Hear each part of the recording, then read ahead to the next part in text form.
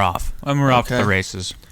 We got a late one Just here like tonight. It's time. late. We got a late one. Started a little bit late. But that's okay because we watched one of the best movies of all time. A movie that started 44 years and counting. No, less than that. 1977. Yeah. 44 years and counting of movies. Yeah, that's true. And my dad remembers Star Wars, so...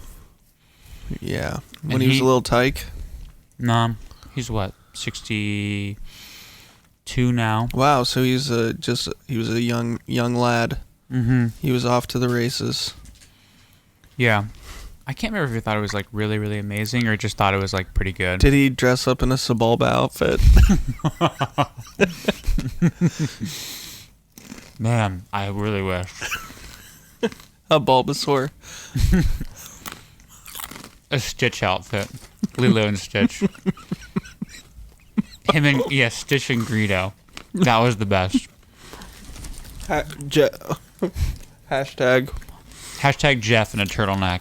He rocked a turtleneck for a long time. Okay. Shameless turtleneck rocking. So he could have played. He could have played one of the attendees at the medal ceremony for the Star Wars movie. Sure.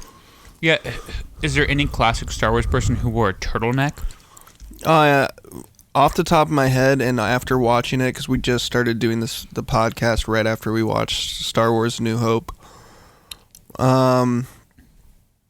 Basically, everybody was... I think a lot of people wore turtlenecks. Greedo definitely wore a turtleneck. That's why I was like... I'm like, maybe your dad did dress as Greedo for this.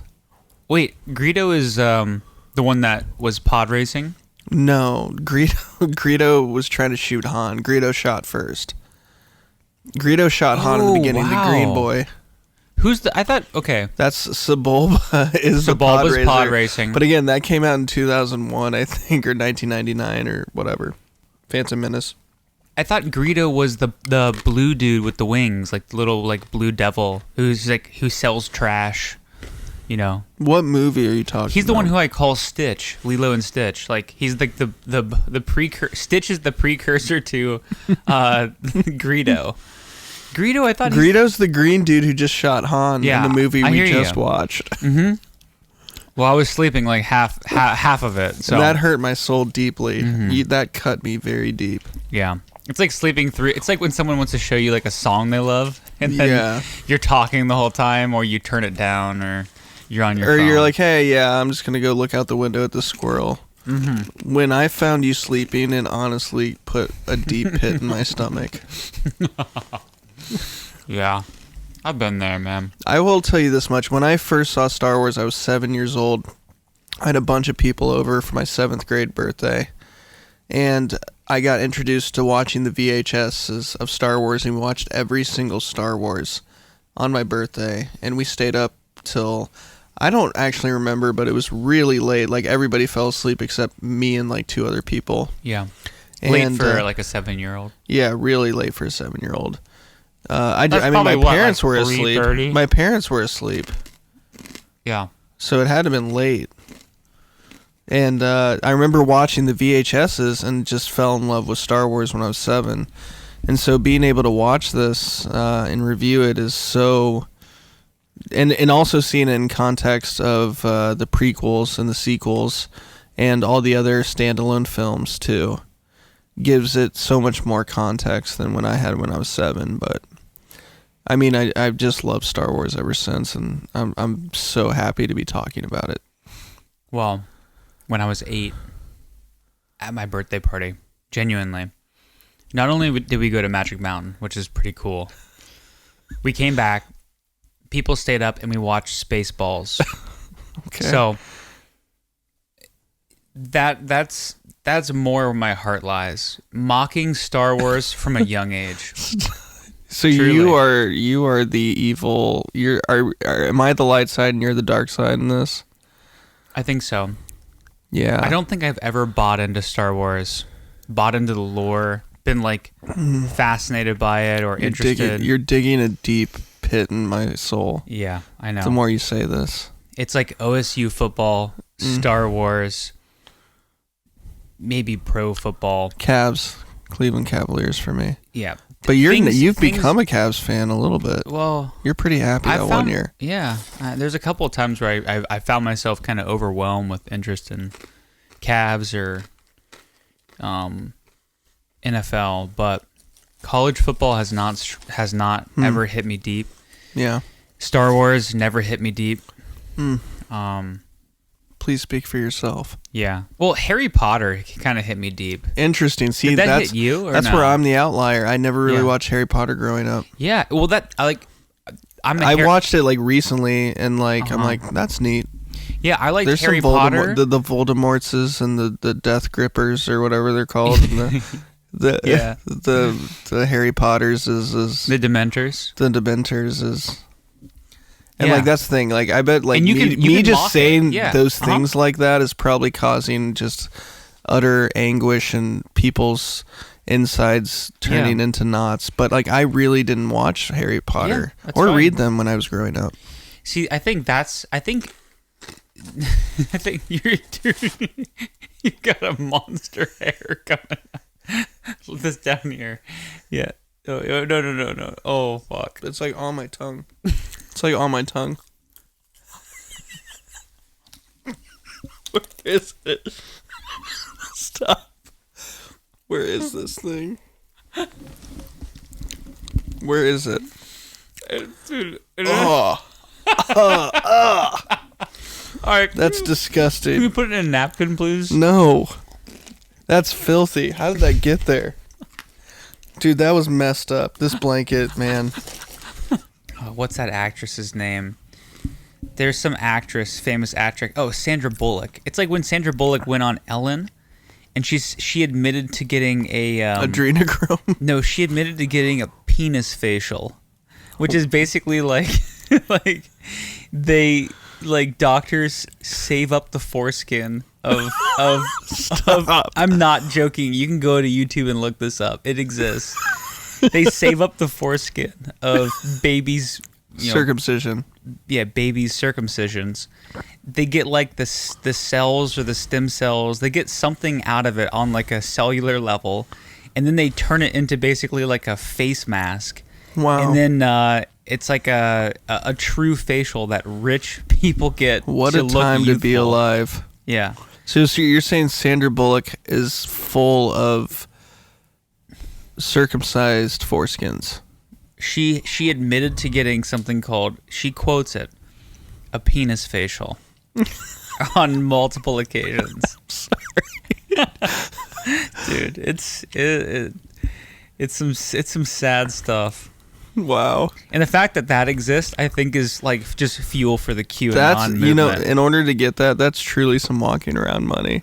Oh my gosh! To get that's some clog money. Yeah. When you have so much money, you're like, I'm gonna buy some authentic wooden Dutch clogs. That after you made. Wait, where did the wooden Dutch clogs come from? Basically, once you get that kind of money, you start making purchases that are so absurd. Okay. You're like, I might as well go ahead and just purchase a penis facial too. And I feel like Sandra Bullock is in that world. Dude, Bill Gates is probably rolling in that penis facial as well. Elon Musk, the richest man in the world, he's gone down that route. Oh, yeah. He looks too youthful. Mm-hmm. For how much hours he actually works. That's true. Well, he should look like Hagrid from Harry Potter. Yeah. Even though I don't even really know what he looks like. Well, it's funny. He should look haggard. He should look haggard and Hagrid. Yeah, it's Hagrided. Hagrid's just a great name because you think of Haggard. Yeah. And I did see on YouTube, or maybe someone posted a clip of like the actor who was getting in a Hagrid suit.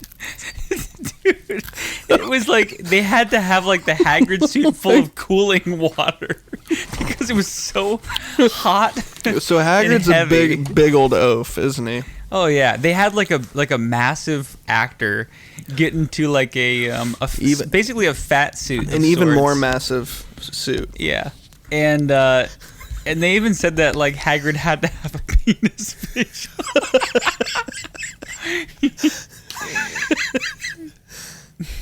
Yeah, dude. A Hagrid suit. Dude, I need a Hagrid suit. Bad. Can we, if we end up filming these podcasts, we should buy some Hagrid suits.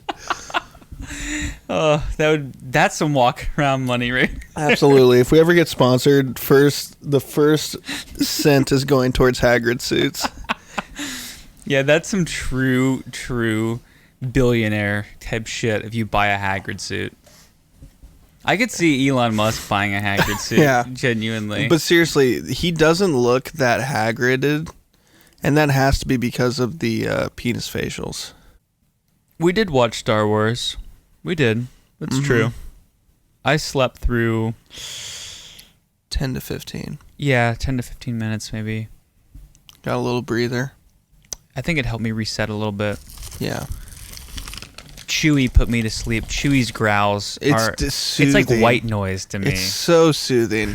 I'm actually gonna see if I can get a sound machine of just Chewie going like, oh. Like, can you sleep deeper than to Chewie's his bark? As soon as he starts his discourse, I'm already out. I'm like, thank you. Yeah. Thank you for this gift, Mr. Chewbacca. I wake up refreshed. Jeez. Yeah. I would say one thing about the movie that I didn't expect was how cute R2-D2's little noises are. Like, he has such personality in his digital beeps and boops. Mm-hmm. Like, when he's sad, he really does have like I feel sad for a robot from a movie. Like, I think that's probably what people felt like when they watched WALL-E. I mean, I felt sad R2-D2 was like, WALL-E. Yeah. They've got great tones, and I was impressed by that. He was like, when C-3PO was like deuces in the beginning of the movie. He was. He's like, yeah, kind of rude. He's a rude dude. C-3PO is kind of an asshole. Really? Oh, kind of. Yeah. I also feel he's definitely pretentious. He knows everything. That's true. I also feel like, what did he do on a positive level? Like, well, he knows all the languages, so he can interpret R2-D2 and talk to people when he's doing the beep boop beep boops. He can interpret everything, so he can connect everybody. Ah, gotcha.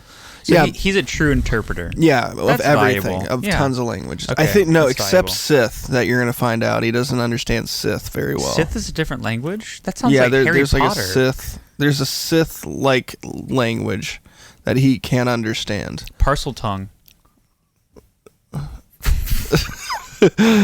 Maybe 12 parsecs. Okay, he made the Kessel Run. Han Solo made the Kessel Run in 12 parsecs. That was surprising. Yeah, well, unless you've seen the Solo movie. I don't know if I've seen it. Yeah, it's not that great, but I'm glad I saw it. I did not like the end of it. Yeah. Yeah. Okay, so... Yeah, so R2-D2, again, what's funny is that C-3PO, if you've seen the prequels and all that, the context, now obviously they made this movie without the prequels and all that, but let's contextualize A New Hope in the midst of all the other movies. Yeah. C-3PO literally gets picked by Luke Skywalker and then gets the red one, and C-3PO does not try to convince them to bring R2-D2 along, even though they've, like... had their entire lives lived together. He's like, deuces, I'm going with Luke, and you can go stay with the Jawas. He's like, that R2 bot is quite problematic. Well, he's like, okay, so they're like, yeah, we want the red one, and C-3PO's like, oh, okay. And just like lets R2-D2. He doesn't fight for R2-D2 at all. And R2-D2's been like his boy. That's true. They've been boys forever, and like in context now. But when they made the movie, he's just like, oh, the red one, yeah, quiet. And that's it. And it's I'm like, what the... It was so... Yeah, it's a little sad. It's really sad. But then you think about it, they're droids. And they are not... They don't have any souls whatsoever. So, whatever. Well, R2 definitely feels like he has like a little robot He's soul. emotional. He might be the most emotional one in the... He has a lot of pent-up emotions that he can't communicate. I felt for that little bugger. I know. He was just like trotting along, like do do do do do, roll, looking for stuff, beeping and boop. It was just cute, man. I'm glad you like R2 that much. I feel like one of those girls who's like, who is the little BB-8? Like, oh my god, BB-8 is so cute. Yeah. Like, what is with people? Anybody that says BB-8 is cute and fawns over that robot in the movie, I have to like check myself. Like, okay, this is a strange reality that they're living in. I am not on the same wavelength as you. I am different than you. I don't value the same things in life. We would not connect. Okay. You and I are not on the same page. But maybe that's just very, very judgmental because I felt soft feelings for R2-D2. Wow. Maybe I could feel soft feelings for this BB-8. Oh, absolutely. But he's like a little roly-poly. And BB-8's more of a Scrappy-Doo. R2-D2 is more of a Scooby-Doo. I did not like Scrappy-Doo. You didn't like Scrappy? He was an ass. I kind of like Scrappy. Scrappy? Scrappy Dabby Doo! Yeah. I don't actually remember Scrappy. I don't remember him much, but I do remember he was a little prideful as a little guy. I do. Oh, you thought you thought he was too big for his britches. Yeah, he didn't drum up much sympathy or empathy from me. No. So you thought Scooby was just kind of living his life, and then Scrappy is Scooby's the guy, man. Scrappy's like, I'm gonna have a Napoleon complex and kind of I need to be a little bit too assertive. Yeah, I even think Scrappy like kind of went. I think he like did some kind of shady stuff against Scooby at one point. Really? I think so. Yeah. If I had to make an educated he probably guess. stole. I bet he siphoned some of his food away from Scooby every once in a while. Stole his picnic basket? Yeah. Well, like what I think is happened is Scrappy probably ate his food and then like ate his own food. Uh-huh. And then while Scooby wasn't looking, like he'll throw like a tennis ball and then start siphoning Scooby's food away from him. I could see that. Yeah. Shaggy was the dude though. Shaggy had to have been oblivious. That dude is not with it. No. I mean, man's best friend. He's got a dog. That's great. But yeah. He had very, very few like real human relationships. Are you talking about Shaggy? Yeah. Even though he's part of the mystery gang. Dude, Fred was not tight with Shaggy. Fred always looked down on Shaggy. It was clear. Fred was just out for like his own self. He was quite a. I would say Fred's pretty prideful. I would say he was a womanizer. I would say he's a prideful. maniacal egomaniac. Definitely. No, I don't know. Absolutely. I have no idea. Shaggy just can't connect with a guy like that. He just didn't find like. To be fair, I don't think Shaggy crew. can connect with many people. He seemed like he was off his rocker almost all the time. Like if I were to sit Shaggy down and like, hey, let's have a conversation about concrete aspects of life, including what you just did today, I'm sure it would be very tough to get a straight answer from him. You don't like rating Star Wars movies out of 10? I love Star Wars. That's the thing. I can never be that objective about Star Wars because I love Star Wars. I'm going to watch every single one that comes out. I'm going to watch every show that comes out. Really? Yes. Except I'm trying to get more into Star Wars Clone Wars, the cartoon or the animated thing. I haven't, but anything that's live action Star Wars, like I'm in. I'm totally in. So Episode 2, Attack of the Clones. Attack of the Clones, I'm in. That's actually when I found my first like love of my life. Really? Padme, yeah. That was like the Yes. Wow. Well, like when I was growing up, I thought I thought she was so attractive. Really? She was awesome, and I can't really remember like what she was like. I remember being in the theater, being like, "Wow, I'm so attracted to her." So I remember like when I was growing up. Yeah. So I was, growing up, and I had a huge crush on Padme. I had a huge crush on Mace Windu, but it was platonic. Yeah. It was purple lightsaber and all. Dude, it's so cool. Yeah, Mace Windu was sweet. What a boss. Yeah. Yeah, the prequel what do you to like Hobbit. better? Star Wars, or like the Marvel world? Ooh, Star Wars. Yeah. Marvel stuff sucks. I mean, whatever. It hurts. Marvel is like I'm give it like 4.5 out Stop. of 10. Marvel I World. think Marvel's pretty good. Marvel World 4.5, Star Wars 6.5, Lord of the Rings, I don't know, 5 out of 10. Wow. I don't really know You it don't that like well. fantasy and sci-fi. But Harry Potter, I'm giving that bad boy an 8 out of 10. He's jumping up. So maybe you do like fantasy. I like that kind of fantasy. Anything with like goblins and ghouls, not my thing. But that is Harry Potter's goblins and ghouls and Death and Eaters. Sci-fi stuff like and Voldemort's. Yeah, it is, but it hits a different niche for me somehow. It's like I liked Pokemon. I did not like Digimon. I never played Magic. Digimon kind of grabbed me for a little bit. You Digimon, Digital Monsters, Digimon Are the Champions. Okay. But Pokemon was definitely better. All right. Thank you. Like, it's definitely better. Or but Yu-Gi-Oh. Digimon grabbed me. You're getting Yu-Gi-Oh? No, okay, never did. Good. Or Beyblades or any of that. But people who are like into Yu-Gi-Oh and Digimon, come on now. Like those are the people, hardcore people that Digimoners? love Star Wars. No. Those people that love Marvel. No. Yeah, it's the same kind people of person. People like Marvel because I mean it's pretty fun. It's like a fun thing to watch. Is it though? Yeah. And it was fun, I worked on it and it was fun. Working for Marvel, Marvel's great. I only like the Winter Soldier because of your involvement. I appreciate it. I really appreciate it. When I watched that with you guys, I had a blast. But was I lost? Yeah. Oh yeah, when I think you said backsmacker. And that literally actually again bore another hole in my heart. Because it was supposed to be so emotional. Yeah, when and he falls from the aircraft carrier. I'm like, you yelled backsmacker. Did I yell it in the theater? I think you did. I thought I did, yeah. That's kind of rude. But I remember that. I think I at least had like a couple of guys cracking up. You definitely had people cracking up, and that again, I'm peanut gallery. It was literally like someone movies. taking spears, and all the other people cracking up along with you took spears into my heart.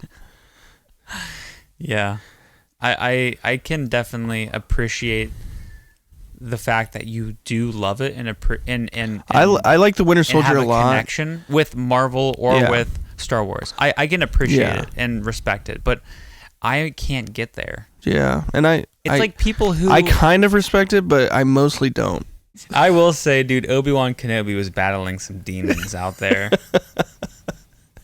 He was wrestling with those sand people for decades. The fact that what's confusing, what's confusing is this: Luke knew Obi-Wan, like, oh, that's old Uncle Ben. He's like a hermit.